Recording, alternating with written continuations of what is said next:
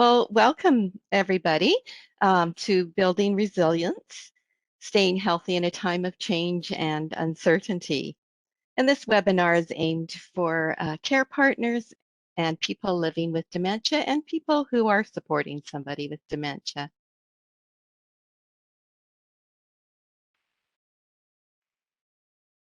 I'm just having a little trouble, Sarah, getting my slides to move. Okay, maybe try double clicking or using your keyboard. Sometimes that can help to get things moving. Oh, there we go. Oh, it was just a little bit delayed. There we go. Perfect. Okay. So good afternoon and welcome. You met me. My name is Glenda, and I'm a support and education coordinator with the Alzheimer's Society of BC, the First Link program. And in the background is Amelia. She's my coworker, and she is also a support and education coordinator with First Link. And Hi, Amelia, everyone. hi. And I'm going to actually, is my video on? Can everybody see We me? can see your video. Okay, I'm going to actually, Sarah, I would like my video off. How do I do that? If you just find there's a little video icon, so you should be able to hover and pull up some controls, but let me see if I can just turn off your video. Oh, I can turn off your video for you. Okay, thank you. Okay. And There that's you a go, good Glenda. reminder for anyone, if you are on video at the moment, everyone can see you. So there is an option to turn it off. And down the bottom, what you'll see is it saying start video, which means that it's off. Great, thanks so much, Amelia, for that reminder. Oh, and Amelia is going to monitor the chat box throughout the webinar, and so and she'll be responding to your comments and questions while I'm presenting. And you've met Sarah, and she's in the background also. And as you know, you could tell she's helping with our technical issues. So I do encourage you to use the chat box throughout the presentation. I'm going to start with this quote. Taking care of yourself doesn't mean me first. It means me too. I want to acknowledge the courage it takes to learn how to live as well as possible with dementia and your commitment to your growth as a person affected by dementia. So today we're going to talk about why self-care is so important for staying healthy. And we'll share strategies managing self-care in a time of change and uncertainty. And if you find the need to talk about anything you hear today after the webinar ends, I encourage you to connect with our First Link Dementia Helpline. And that number is 1-800-936-6033. And we'll also post the numbers on the last slide, so you'll be able to write them down. Okay, so before we dive in, I'd like to hear a little bit from you.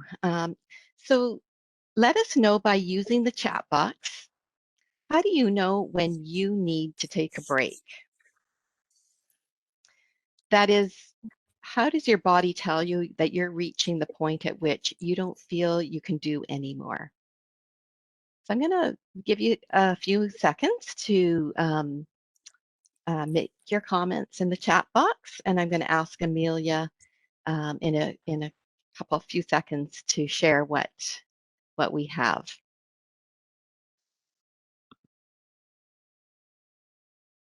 Some people have said that they don't really want to be around other people when they feel that they can't handle doing other things, or they have very low energy, or they're sleeping badly.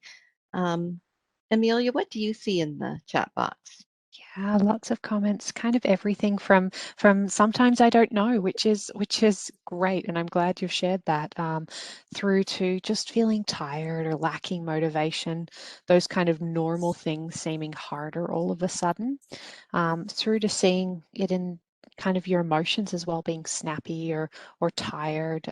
Tired is definitely coming up a lot. So just not being able to cope as much with those everyday things, and finding that somehow you're responding in a way that you know, feel like leaving for good. You know, we've heard a lot of different things in the chat here already.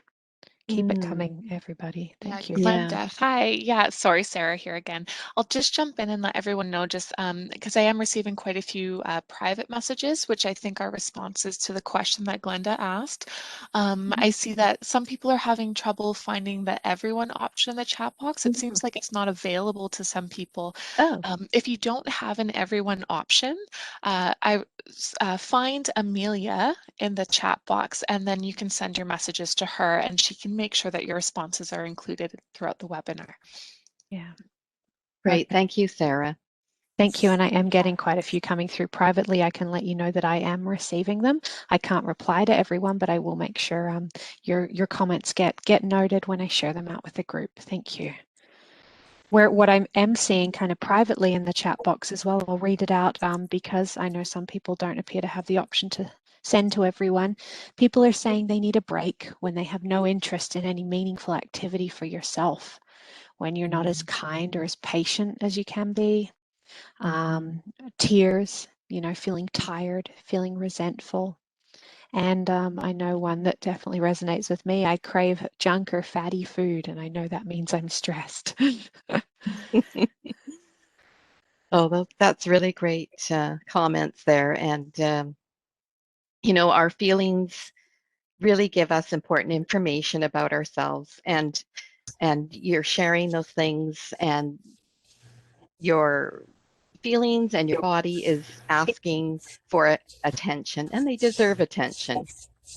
You'll likely feel a variety of feelings, and they're neither good or bad, although they may feel uncomfortable and you may wish you didn't have them.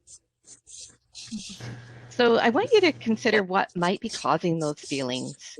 What expectations do you have for yourself? And what expectations do others have of you? Are those expectations realistic or rational? Some of your feelings may arise from being unable to change the situation you're in, a tough situation that you really didn't expect or want. Other feelings could arise from a sense there's no end to the ongoing changes and feelings of uncertainty in daily life, especially now. You may feel like you have just adjusted to change and then you're faced with another. So let's move on here, if my slides will. There we go. Okay. So human beings have a built-in ability to adjust to change, and this ability is called resilience. Because we're talking about dementia and COVID and times of uncertainty and change, it is important to take a look at what makes adjusting to change easier. We're hardwired to find it easier to adjust to change that are changes that are our choice, or changes that bring more gains than losses, and even changes that are final. Adjusting to change can be challenging when this pattern isn't followed, which is exactly what is happening with dementia or how your daily life has changed as a result of the pandemic. Remember that living with dementia or caring for a person who is living with dementia takes tremendous time and effort. It is physical, mental, and emotional work. Your health is important, and your mind and body require attention to meet this challenge. By taking care of yourself, you increase your ability to cope with the changes brought by dementia. We all need to be more compassionate with ourselves. Being self-compassionate and building resilience doesn't mean that everything is going to be perfect, but it does mean that you will manage better.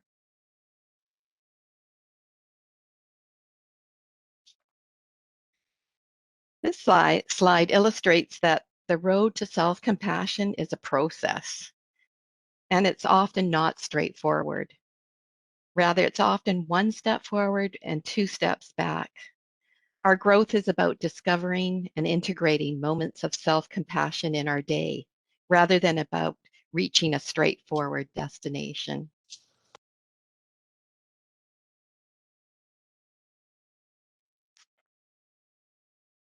So we sometimes put up barriers that stop us from taking care of ourselves.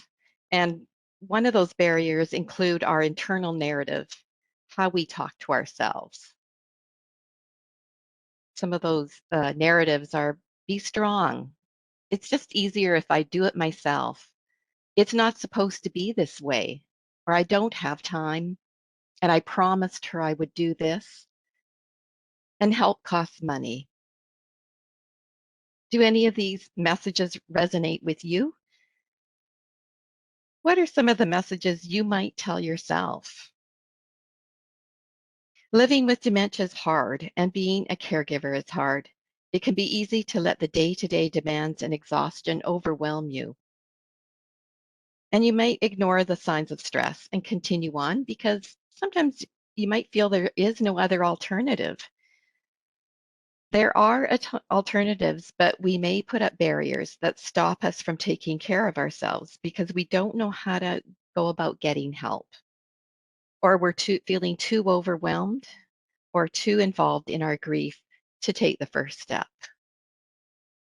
And often these messages that we tell ourselves trap us and make caring for ourselves that much more difficult. As I discussed a little earlier, and you shared in the chat, our body and emotions will often tell us when we've had enough, when we're in danger of burnout, and when we need to take a break.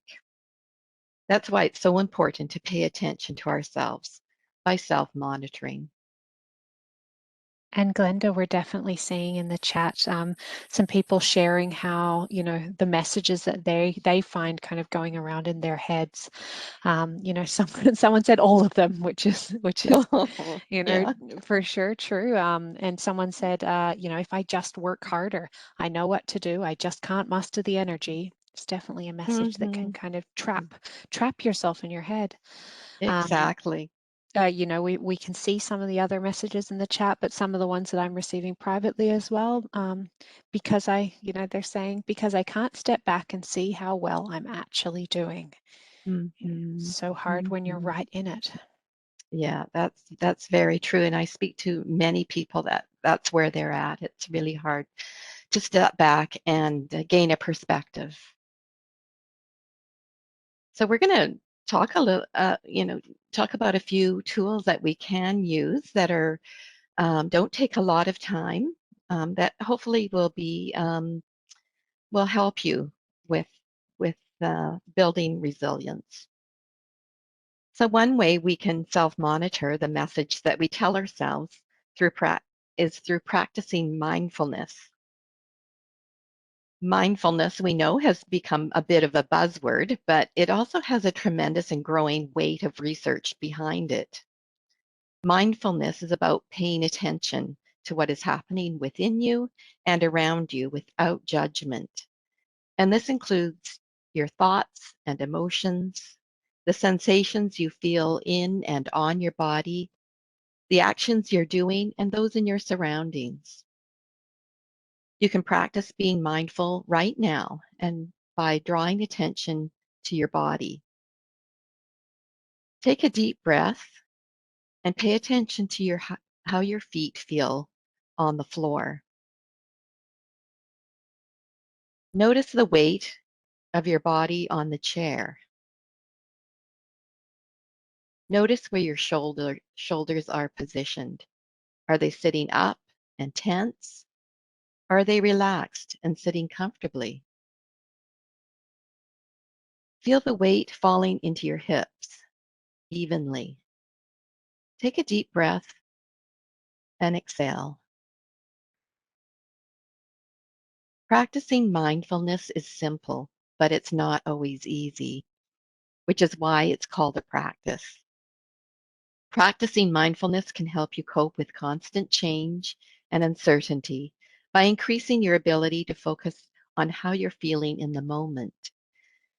It is a way to take a mini break in your day, a chance to slow down and give your body and mind a rest. Picture a busy highway where the traffic represents your thoughts and emotions. You spend most of the time running around on the highway trying to stop the cars, and it generally doesn't work out well. Mindfulness is the ability to sit on the side of the highway and simply watch the cars pass. You're aware of them, but you're not trying to stop them. You can practice being mindful in any moment. It does not have to be a large task. Be present as you sip your morning coffee, wash the dishes, or walk the dog. Mindfulness can be practiced alone and with others. For example, being present with the person you're supporting or who is supporting you as you look at a photo album, read out loud, or feed the birds.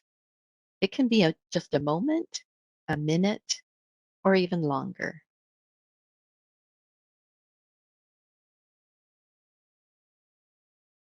And here's another tool. The STOP practice is a simple beginner's mindfulness practice that many people have found to be helpful. So I'll just go through what it means here.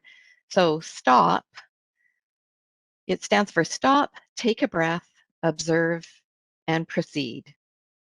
So stop meaning that your intention to stop and practice and take a split second from your current thoughts or activities. Take a breath means turning your attention to the breath and finding it wherever it's most noticeable in your body. It could be in the belly or the chest or the nose. Become aware of the breath as it comes in and leaves the body. You're not trying to change the breath, you're just following it. 1 or 2 breaths usually suffice to make that essential connection back to yourself. Observe means paying attention to your present moment experience. What is happening in your heart, in your body, in your mind, in your environment? You get a chance to check in with yourself in a very immediate and simple fashion and to find out which stimulus is most predominant and grasping your attention. It may be pleasant, it may be unpleasant or neutral. There's no need to judge, only notice what's going on in that moment. And proceed means resuming your normal activity with the newly acquired knowledge from your moment of mindfulness. Maybe you found irritation you didn't know was there, and you can decide to not let it spill over into your daily interactions. Or if you're a caregiver and you finally notice the background noise from the TV and its potential stressful effect on the person in your care, you turn off the TV. Or you come across tension in your shoulders and you get a chance to soften the tightness. Proceed allows you to readjust what might have gotten out of balance, both internally and externally. And I have to admit, I practiced this before as I was preparing to do the webinar today, and I did find it helpful. It is most helpful to anchor your stop practice into an existing habit. So consider a habit you engage in often throughout the day, such as washing your hands, checking your email, getting on the phone, um, sitting down. The idea is for you to practice stop each time after engaging in one of those chosen habits. For instance, after grabbing my phone to check messages, I stop and go through the whole stop procedure and then resume and tap the green icon. So I recommend that you place a visual reminder in strategic places tied to your existing habit. It's easy placing stop signs above your sink in the kitchen or in the bathroom next to the towel holder. When it comes to mindfulness practice, we all need a lot of and reinforces to help us along.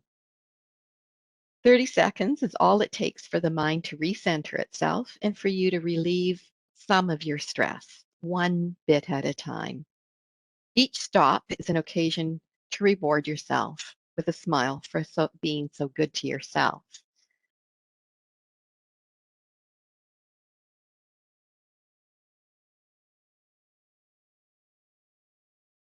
So here are a few more strategies for practicing good self-care, which require no extra demands on your day. And they include focus on what you can do. And I know a lot of us feel we need to do everything, but where possible, try your best to let go of what you can't. Find a way to take an active role in something that has changed in your life. For example, start a book exchange with a friend where you leave a book outside their house and they yours. Because we can't control library closures resulting from the COVID-19 situation or other closures, but we can use our creativity to find an alternative. You might find it helpful to visualize things in your daily life that aren't within your control. Write them down on a list and then crumple it up and throw it away as a symbolic cleansing of these concerns in your mind. Did you hear that? Try making another list of things you do have control over in your day, such as what you choose to wear, what music you listen to, and focus on that.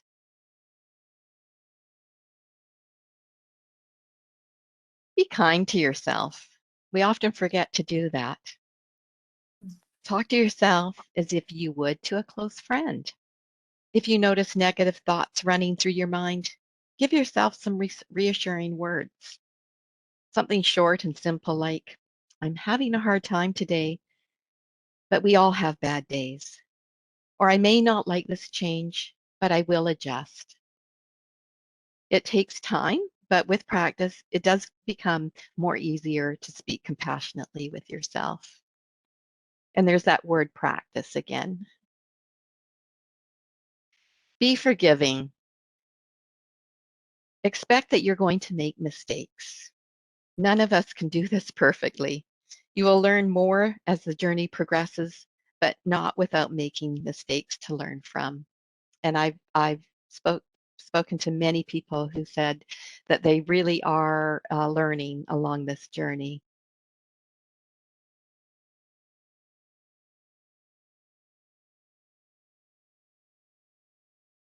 Amelia, are you noticing any comments or anything that you wanted to share? Well, I've just kind of prompted folks. It might be as you kind of go through the next slide, it might be a chance for people to reflect and share what is working for them in terms of self-care or what isn't. You know, someone just shared, I don't have the energy for myself. So feel free to share what works for you or what doesn't work for you, and I'll perhaps you can circle back to me at the end of this slide, Glenda. Sure, I will. Yeah, thank you, Amelia. Okay, here's a few more strategies. Being flexible. Oops, I'm going to go to the next part. Being flexible.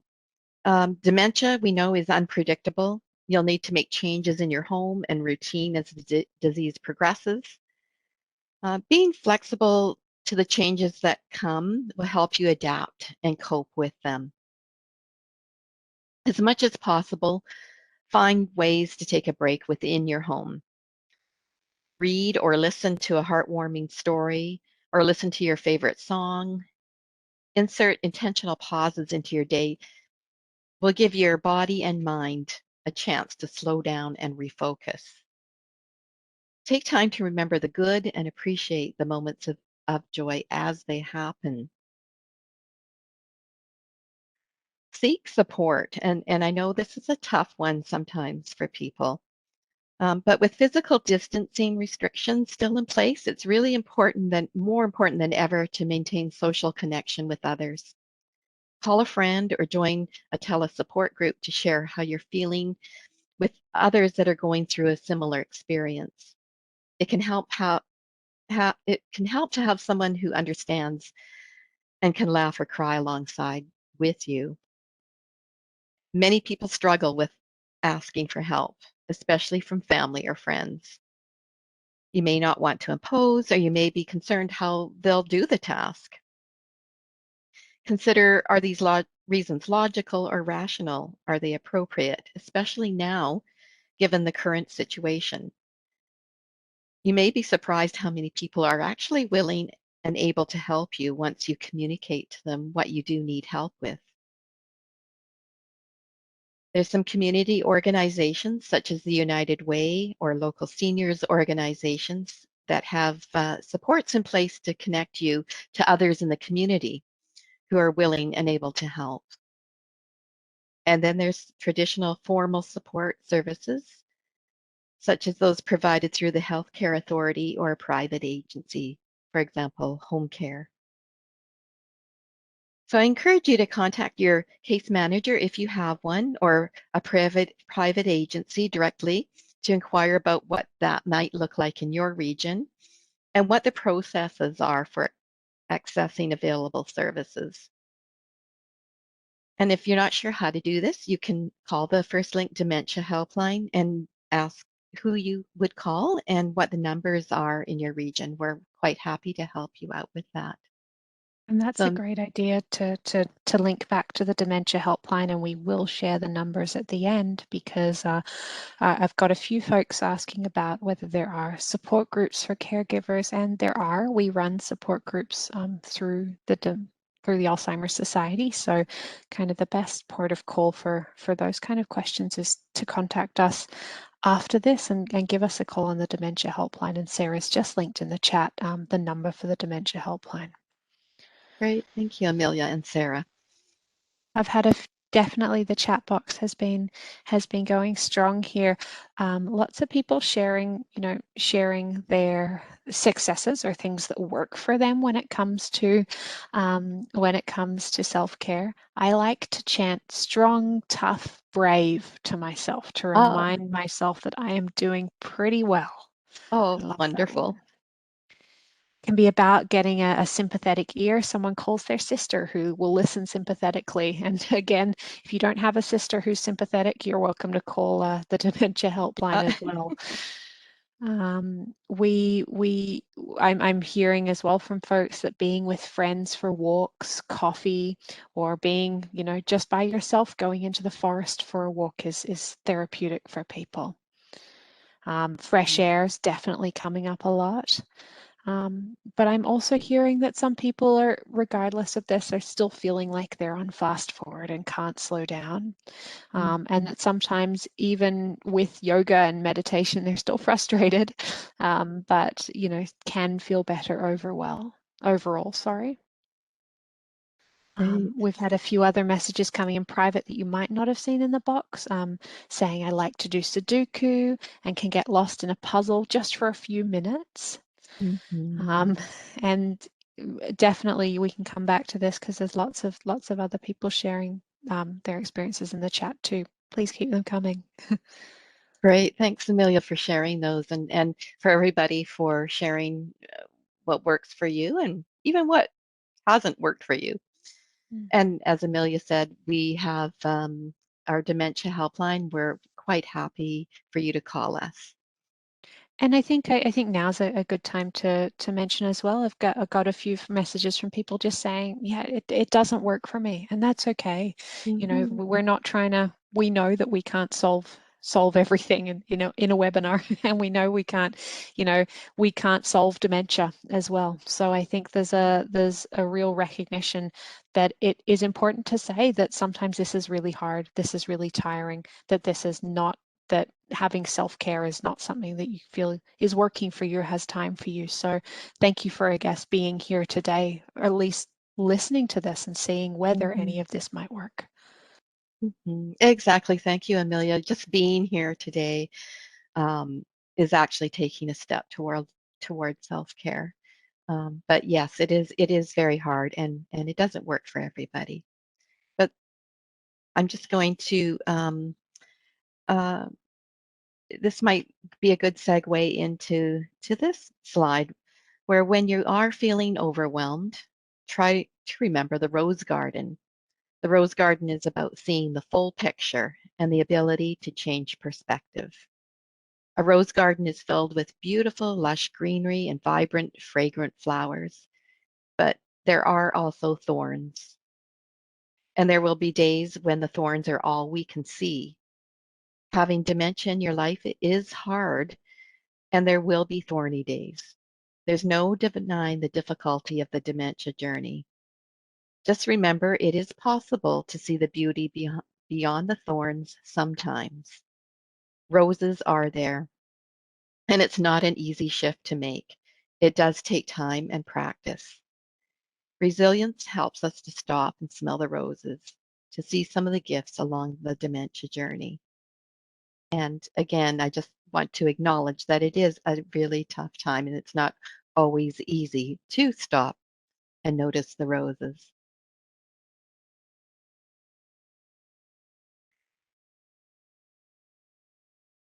Right. Reciting daily affirmations is another way to change your perspective, and it takes seconds.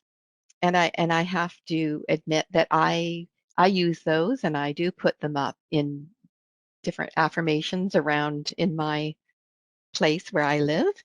Um, the more we tell ourselves that something is true, the more inclined we're able to accept it as so. Some of the things you can say to yourself that might help you feel better are, I'm doing the best I can. I need and deserve time for myself. And each day I'm learning to be kinder to myself. Or I can handle this. Um, I've actually gone online myself, and you can find affirmations online and just print them out. But you can also write out a set of affirmations and put them wherever you can see them. They work when you use them over and over again, even if you don't actually believe it at the time. Sometimes just saying it to yourself can provide a bit of movement.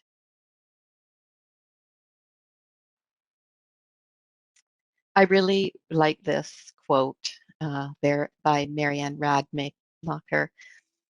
She says that courage doesn't always roar.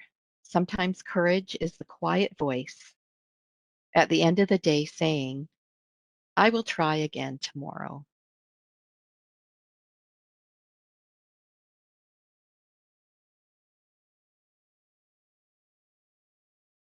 Remember that prioritizing your own self-care can help you stay healthy and cope with the changes brought by dementia. Check in with yourself regularly. Are you eating well, getting adequate physical activity, sleeping too much or not enough?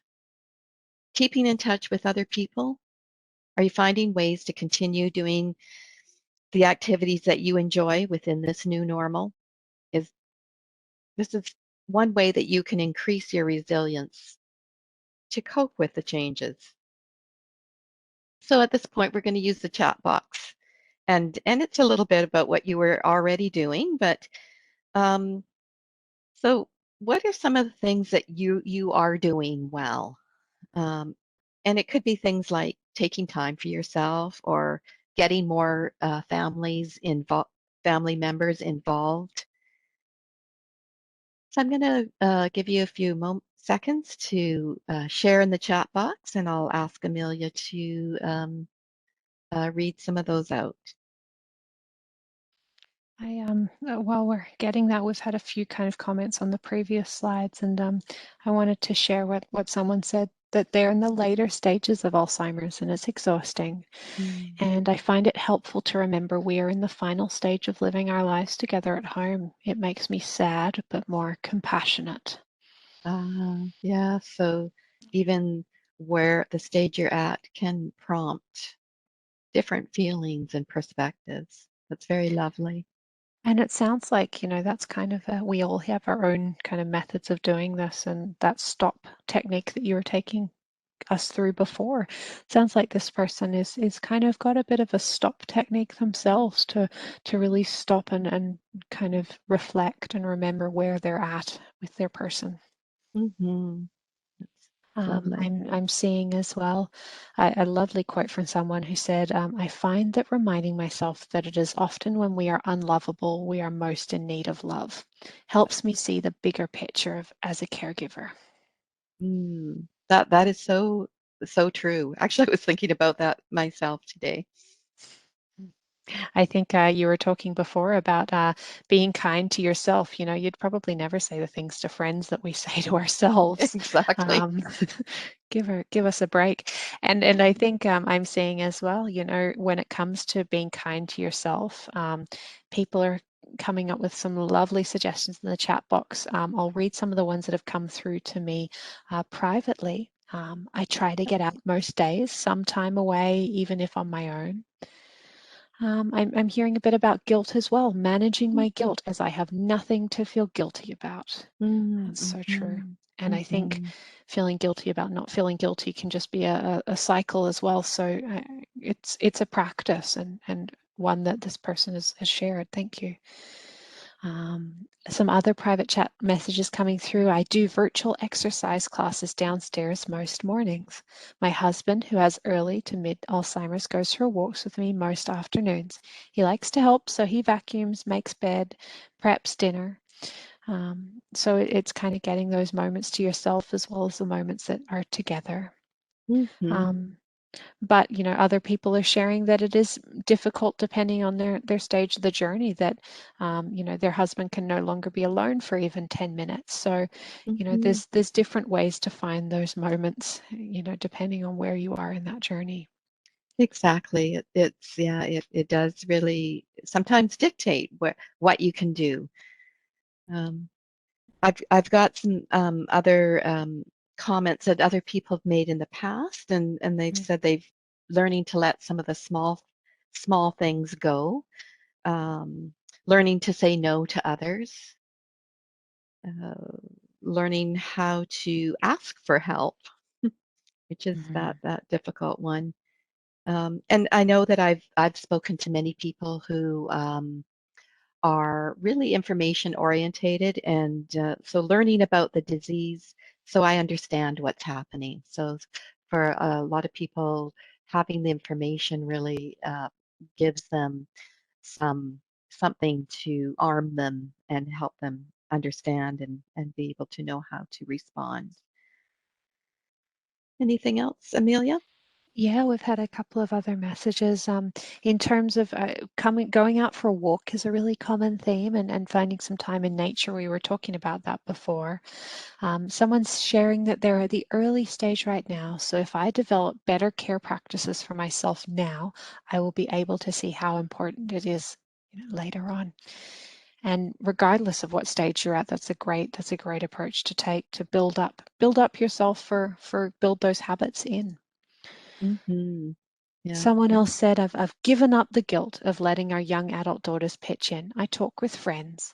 I'm getting more and more organized in all I do. I've honed my sense of humor, and that's definitely something that's come through. Having a laugh, finding those moments. I'm getting more comfortable and with affection and being communicated with as if I'm the mother and not his wife. Yes, sort of accepting those roles, and yeah, that sense of humor is so important. In terms of accepting their roles, we've got someone who's got grandkids who are just so kind and accepting of their granddad who's living with dementia. Yeah, that really helps. And even if the person with dementia doesn't always recognize them as grandchildren, they still bring a lot of light to the person. Yeah. I'm hearing people worrying as well. You know, I'm concerned for my own health as a caregiver. I hear so many stories about how the caregiver gets seriously ill, being much younger than my husband. I'm feeling sorry for myself. So that's something, I think that's something we hear quite a bit, people worrying about their own care for the future. I know we get that on those one-to-one calls that we have quite a bit. Hey, Glenda? Yes, we do. Yes. And you know, and that's, you know, I can hear that you're listening to yourself, even, you know, it is a worry. But that's perhaps the first step in looking for some kind of assistance for yourself. Yeah.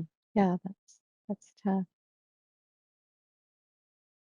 And So, I think I've got a lovely one to share as you move on to the next slide.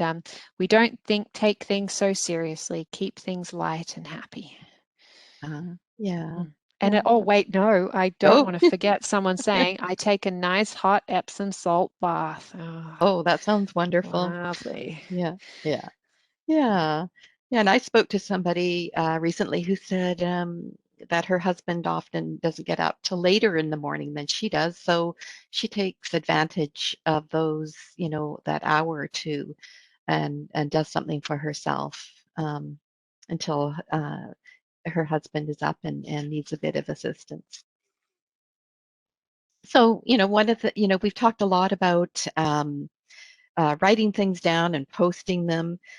And, this is something, if you keep a journal, to write down in the journal what you're doing well, what you're noticing that, you need to look after for yourself. It's good to have a reminder to yourself of what you are doing well and that you are doing the best you can. I'm just going to let you know about the First Link Dementia Helpline that we've been talking about. It's available Monday to Friday. The English line is 1-800-936-6033, and it's available 9 a.m. to 8 p.m. And we also have First Link in Cantonese or Mandarin, and it's 1-833-674-5007, and that's available 9 a.m. to 4 p.m. And we also have it available in Punjabi, and the number for that line is 1-833-674-5003, and it's available 9 to 4